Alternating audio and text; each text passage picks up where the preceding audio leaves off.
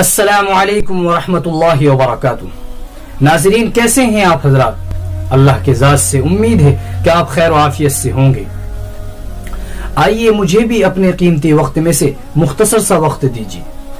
آج ہم بات کریں گے کہ اللہ تعالیٰ نے تمام دنیا کو کیسے بنایا۔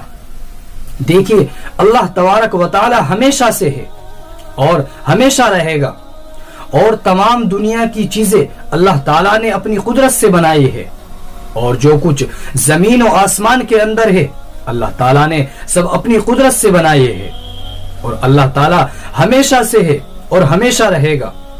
اللہ تعالیٰ کو اس دنیا کے نظام کو بنانے کے لیے کسی چیز کی ضرورت نہیں، اور اللہ تعالیٰ کسی چیز کا محتاج نہیں، اور جو کچھ زمین و آسمان کے اندر ہے اللہ تعالیٰ نے اپنی قدرت سے بنایا ہے۔